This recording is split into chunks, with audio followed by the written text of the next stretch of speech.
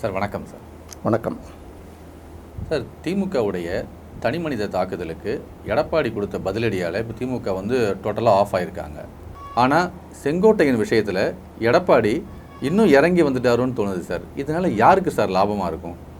இல்லை, இதை நீங்கள் எப்படி பார்க்கணும் அப்படின்னு கேட்டிங்கன்னா, பொதுவாக தேர்தல் பிரச்சாரம் அப்படின்னு எடுக்கும்போதே ஒரு பக்கமும் என்ன பண்ணுவாங்க, தனி மனித தாக்குதல்கள் இருக்கும். ஆனால் ரொம்ப மைல்டாகவும் நாகரிகமாகவும் இருக்கும், கொஞ்சம் நக்கலாகவும் இருக்கும்னு வச்சுக்கோங்க. ஆனால் இது ரொம்ப டைரெக்டாக அட்டாக் பண்ணுற மாதிரி இருக்கிறதெல்லாம் ரொம்ப ரேர் அக்கேஷன்ஸில் தான். ஆனால் இந்த தேர்தலை பொறுத்தவரையில் ஸ்டாலின் அவர்களும் சரி, உதயநிதி அவர்களும் சரி, ரொம்ப கடுமையாக எடப்பாடியை கொஞ்சம் ஊர்ந்து தவழ்ந்து பிஜேபியோட கொத்தடிமை முரட்டு முட்டுக்கிட்டு இந்த பர்சனல் அட்டாக் தான் அதிகமாக இருந்தது. ஒரு கட்டத்தில் எடப்பாடி திருப்பி அடித்த அடியில் அதுக்கப்புறம் அவங்க வாயவே திறக்கவே இல்லை. 2:15 மணிக்கு நைட்டு 2 மணிக்கு மேலே ரீபோஸ்ட் பண்ணுறது யார் காலை வச்சு போட்டேன்னு ஒரு கேள்வி. வாழ்டால் குடித்ததெல்லாம் பஞ்சு டைலாக் பேசுது பண்ணோன்னா அவருக்கு என்ன பேசுறதுன்னு தெரியல. அது ரெண்டும் ஆஃப் ஆகிட்டாங்களா.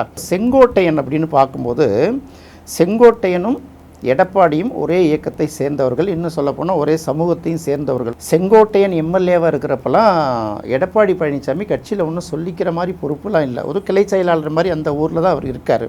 முத்துசாமி அமைச்சர், செங்கோட்டையன் எம்எல்ஏ. இந்த காலகட்டத்திலையும் அதிமுகவில் பார்த்தீங்கன்னா எடப்பாடி பழனிசாமி ஒரு சாதாரண நபர் தான். அந்த காலத்தில் நடந்த ஒரு குற்ற சம்பவத்தோட எடப்பாடி பழனிசாமியை தொடர்பு படுத்தி நாங்கள் தானே அன்றைக்கி காப்பாற்றணும், உங்களை காப்பாற்றி விட்டோன்னு சொல்கிறீங்கன்னா நடந்த சம்பவம் எது என்னங்கிறத நம்ம வாயால் சொல்லணுங்கிற அவசியம் இல்லை. ஆனால் இந்த குற்றச்சம்பவம் நடந்திருக்குங்கிறது ஒரு பக்கம் உண்மை. அதிலிருந்து அதை காப்பாற்றி கொடுத்தது யார் அப்படிங்கும்போது செங்கோட்டையனும் அப்போதைக்கு அமைச்சராக இருந்தக்கூடிய முத்துசாமியும் காப்பாற்றி கொடுத்துருக்காங்கிற ஒரு விஷயத்தை ஓப்பன் மேடையில் செங்கோட்டையன் பேசுகிறாரு. அப்போ முதல் குற்றவாளி எடப்பாடி பழனிசாமி இல்லை. இந்த வழக்கை தோண்டி துருவி எடுத்தால் இதை மூடி மறைத்த குற்றத்துக்காக அரசாங்கத்திட்ட சம்பளத்தை வாங்கிட்டு அமைச்சர் பதவி அனுபவிச்சுக்கிட்டு சட்டமன்ற உறுப்பினர் பதவியை அனுபவிச்சுக்கிட்டு இதுபோல் சட்டத்துக்கு புறம்பான வேலை செய்தவர்னால முதல்ல சட்டப்படி தண்டிக்கப்பட வேண்டிய 2 பேர் செங்கோட்டையனும் முத்துசாமியும். ஜெயலலிதா இறந்து சசிகலாவோட கட்டுப்பாட்டில் வரும்போது சசிகலா முதலமைச்சர் ஆக முடியாது, ஏன்னா வழக்கில் அவருக்கு தண்டனை அறிவிக்கப்பட்டதுனால. அடுத்தது யார் முதலமைச்சர் அப்படின்னு வரும்போது அவங்களுடைய ஆதரவு பெற்ற செங்கோட்டையனுக்கு கொடுக்கலாம், கட்சி சீனியருங்கிறது முடிவு பண்ணது, கன்சிடர் பண்ணது, விவாதித்தது எல்லாமே உண்மைதான். அதில் எந்த மாற்று கருத்தும் கிடையாது. அதே சமயம் கூவத்தூரில் அத்தனை எம்எல்ஏக்களை வச்சு காப்பாற்றணும், பிஜேபி வலை வீசி தேடிக்கிட்டு இருக்கு, பிடிச்சி இழுத்துரும்.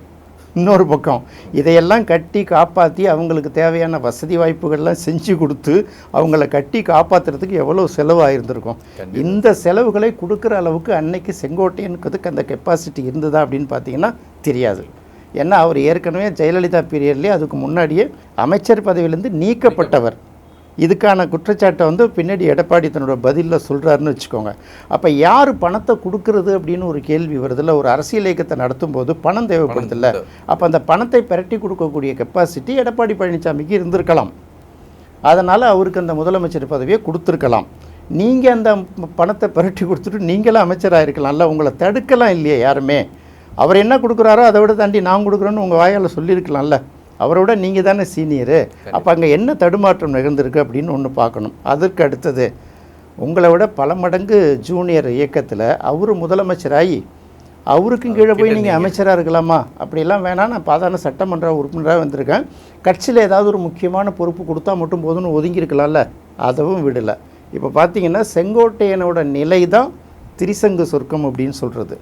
அங்கேயும் போக முடியாமல் அங்கேயும் போக முடியாமல். அப்போ ஒரு கட்டத்தில் நம்ம கண் எதுக்க பார்த்தோம், அப்படியே கொஞ்சம் கொஞ்சமாக படிப்படியாக வளர்ந்து நமக்கும் மேலே போய் நம்மளே இன்றைக்கி நமக்கும் மேலே போயிட்டார். இன்றைக்கி நாமே அவர்கிட்ட கட்டுப்பட்டு நிற்கிற மாதிரிங்கிற ஒரு ஈகோ கிளாஸ் இருக்கும், இல்லாமலாம் இருக்காது. இதை எப்படி பண்ணலாங்கிறது, ஹேண்டில் பண்ணுறது அப்படின்னு தெரியணும் இல்லையா? இப்போ அந்த அளவுக்கு அவர்கள் மேலே இவ்வளோ குற்றச்சாட்டு வச்சிங்கன்னா உங்கள் சைடில் எந்த குற்றச்சாட்டும் இல்லாமல் தானே இருக்கணும். அப்போ சொல்கிறார்ல, ஜெயலலிதா அம்மா முதலமைச்சராக இருக்கிற போது அம்மாவும் பையனும் தேடி அவங்கள்ட்ட குற்றச்சாட்டு சொல்கிற அளவுக்கு எந்த அமைச்சர் மேலேயும் சட்டம் யாருமே நடந்துக்கிட்டது இல்லை. அப்போ நீங்கள் நடந்துக்கிட்டீங்கல்ல, அந்த குற்றச்சாட்டு என்னன்னு சொல்லவா, ஆதாரத்தோடு நான் எடுத்து அடிக்கவா அப்படின்னு அடிக்கும்போது அவருக்கு என்ன பதில் சொல்கிறதுன்னு தெரியல செங்கோட்டையனுக்கு. இதை எப்படி ரொம்ப சாமர்த்தியமாக எஸ்கேப் ஆகிறாருங்க. சாக்கடை மேலே கல்லை தூக்கி போட்டால் நம்ம மேலே சேர் அடிக்கும், குப்பையை கிளறி விட்டால் நாற்றம் அடிக்குங்கிறாரு. யார் குப்பை, யார் சாக்கடை, யார் நாத்தம்? அப்போ 2 பேருக்கும் இருக்கு இல்லையா? இதை ஃபஸ்ட்டு ஒத்துக்க வேண்டியதாக இருக்குது. 50 லட்சம் கோடி சம்பாரிச்சதுக்கப்புறம் உனக்கு சொத்து சேர்க்கணும்னு ஆசையான ஒரு கேள்வி கேட்குறாரு. சரி, அவர் 50 லட்சம் கோடி சேர்த்துருக்கிறாருன்னா அதுக்கான ஆதாரத்தை எடுத்து வச்சு வழக்கு தொடுக்க வேண்டியது தானே. நீங்கள் ஏற்கனவே அதிமுகவில் இருந்தீங்க, அப்போ கட்சி விரோத செயல் நான் இப்போ தான் நீங்கள் வேறு கட்சிக்கு வந்துட்டீங்கல்ல, அவரை எதிர்த்து வழக்கு தொடுக்கலாமே, உங்களை யார் வேணாங்கிறது. இன்னும் சொல்லப்போனால் நீங்கள் சீனியர் அரசியல்வாதி, தமிழ்நாடு முழுக்க உங்களுக்கு ஏதோ ஒரு வகையில் தொடர்புடையவர்கள் அதிமுக தொண்டர்கள் இருப்பாங்க. எடப்பாடி பழனிசாமிக்கு விரோதிகளாகவும் ஆப்போசிட் கூட்டத்திலையும் இருப்பாங்க. அவங்கள வச்சு வழக்கு தொடுக்க சொல்லுங்களேன். இதை எதுக்கு சும்மா தேர்தல் பிரச்சாரத்துக்காக பேசிக்கிறது? இப்படி தான் நம்ம பார்க்குறோம். ஒட்டு மொத்தமாக பார்க்கும்போது இதில் வந்து பார்த்திங்கன்னா இது கூட்டு களவாணித்தனம்னு சொல்லுவாங்கள்ல, நம்ம அப்படி தான் எடுத்துக்கணும். அப்போ எதுக்கு வாய மூடிட்டு இருந்து இப்போ மட்டும் எதுக்கு சொல்கிற நீ? இப்படி ஒரு க்ரைம் பார்ட்னர்ஸ், அந்த வேர்டு கரெக்டாக சொன்னீங்க. அப்போல்லாம் வாய மூடிட்டு இருந்துருச்சு. இப்போ உங்களுக்கு ஒரு பிரச்சனைன்னு வரும்போது மட்டும் சொன்னீங்கன்னா, ரெண்டாவது நீங்களே எங்கள் அப்பா குதிரைக்குள்ளன்னு மாட்டிக்கிறீங்களா? குற்ற வழக்கிலேருந்து நான் வந்து மீண்டு வர்றதுக்கு நாங்கள் 2 பேரும் தான் ஹெல்ப் பண்ணோன்னா, குற்றத்துக்கு உடந்தையாக இருக்கிறது அதை விட பெரிய குற்றம் இல்லையா? இதுதான் வாயை கொடுத்து மாட்டிக்கிறது அப்படிங்கிறது, வேறு ஒன்றும் இல்லை. இந்த விஷயத்துக்கு அவர் பதிலடி சொல்லும்போது எடப்பாடி பழனிசாமி இறங்கி வந்து அடித்து தான் அவனை, வேறு வழியே கிடையாது.